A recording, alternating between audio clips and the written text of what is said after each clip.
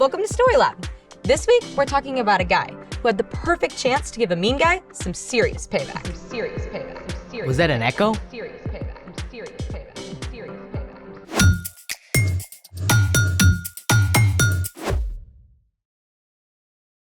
Hey, I'm Skylar. And I'm Sanjay. This month, we're talking about how we can trust God to help us do what's best. Whoa! What you got there? My uncle just visited this incredible cave. It's crazy, just look. Mammoth Cave in Kentucky. It's the longest cave system in the world, with more than 400 miles of passage.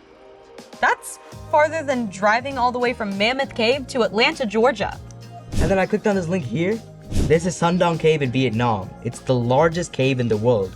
It's so big that trees grow inside parts of it. Cave trees. Plus, the Waitomo glowworm caves in New Zealand. So those lights are Glowworms. Thousands of bright blue glowworms. pretty impressive. But you should know that I, too, know a little something about caves. Really? Care to test it? Let's play it! Welcome to You Don't Know a Cave from a Hole in the Ground. Long name for a game show, Kind of aggressive too. right? First question is to Skylar. What do you call the activity of exploring a cave? Easy. Spelunking. That is correct. Next question, Sanjay. Are these formations stalactites or stalagmites? Well, a stalagmite has a G in it, which reminds us that it grows up from the ground.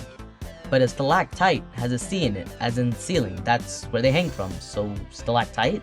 That is also correct. Now, it's time for the lighting round. Don't you mean lightning round?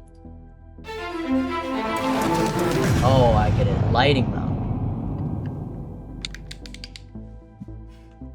Okay, here we go. Skylar, this flying mammal can often be found sleeping in caves. Bats. Correct! Sanjay, what type of rock is often found in caves and can be shaped by water over time? Granite. Oh, that's wrong. It's limestone. Back to Skylar. This category of cave-dwelling animal has no eyesight or skin coloring. Spiders? Oh, it's wrong. The answer is troglobites. Okay, Sanjay, the 3 deepest caves are in Georgia, the country, or is it Georgia, the state? Georgia, the country. That's correct! And now, for the tiebreaker! A piece of feldspar has been acted upon by hydrothermal alteration and low-pressure metamorphism. What is the pH level of the resulting kaolinite, and why? That's impossible to answer. Totally. First of all, we would need to know the hydrolysis reaction of the potassium leaching from feldspar silicate framework, not to mention the status of the aluminum octahedral sheets interleaved with silicon tetrahedral sheets toward forming that phyllosilicate clay. Well done! Good game. And now it's time for The story before the story. Today, we're in the book of 1 Samuel, where we read about a man named Saul, who was the first king of Israel. But Saul didn't follow God. So, God told the prophet Samuel to anoint David as the next king. When David killed the giant Goliath, Saul welcomed David to the palace to serve him. But as David gained success and popularity, Saul became jealous and tried to kill him. David escaped into the wilderness with a band of outcasts. David lived on the run from Saul for nearly 10 years. Which is where our story starts. Take it away. Hey everyone, I'm Erica. Even though David had done nothing wrong, Saul refused to give up pursuing him. When Saul heard that David was in the desert of En-Gedi, Saul took 3,000 of his best soldiers and led them on the chase. When this guy has a bad idea, he really commits to it, right? When Saul and his men arrived at a place called the Rocky Cliffs of the Wild Goats, Saul needed, let's call it a rest stop. So he went into a cave for a little privacy. But newsflash! This happened to be the very same cave in which David and his friends were hiding. From the darkness of the cave, David could see Saul, but Saul couldn't see him. Golden opportunity, bro. He's right there. Huh? But he's still king. Hey, didn't God say, I will hand your enemy over to you? Then you can deal with him as you want to. Oh, I don't know. Do you want to be hiding in caves the rest of your life? Huh?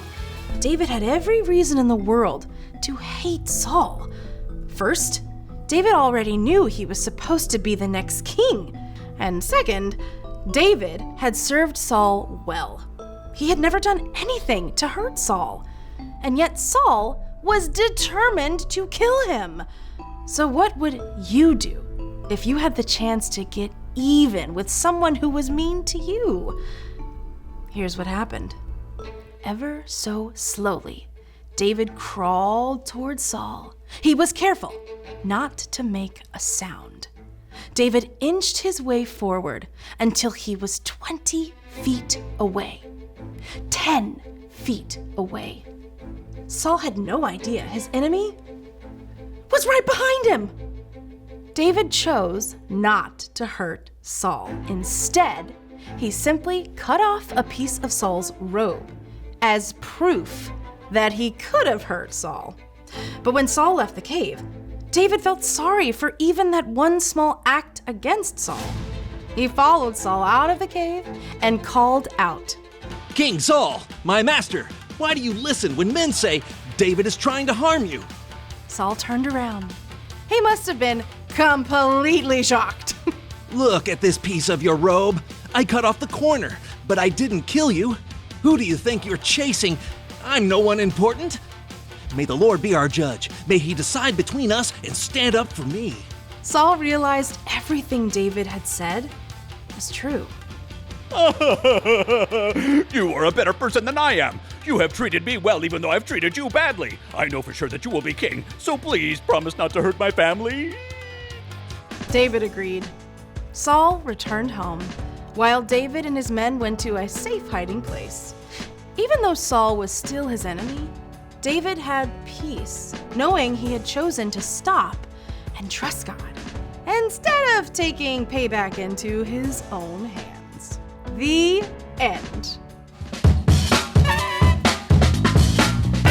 Wow. Yeah, that could have gone a lot differently. It would have, if David hadn't stopped to think first when Saul showed up. So, what's our part in the story? Well, you're probably not going to run into your worst enemy in a cave anytime soon. But, just like David, you can show self-control when you stop to think first and ask God to help you do what's best. Self-control is about choosing to do what's best, even when you don't want to. Like, if someone's being mean to you at school, instead of being mean back, stop, take a deep breath, and you can silently ask God to help you in that moment. Maybe you tell them to stop, and then maybe you walk away. And if it's something that has happened before, you can find a trusted grown-up and talk to them about it. Good point. We run into these situations every day where it's important to stop and think first before acting. Like when I think about something funny to say when my teacher's talking. You? No. Definitely stop and think about those consequences. It could be your little brother spills milk all over your homework. Or someone cuts in line. Or you go to grab something at the back of the pantry and you end up dropping 20 things in the process and you just want to lose it and you want to start throwing things and Domino effect. Yes, exactly. All good times to take a deep breath and think before you act. God can give you the power to show self-control when you ask. And you can look at Jesus too. He had all of the power in the world, even though he could have just done it, just like that. You've got it. See y'all next time. Bye.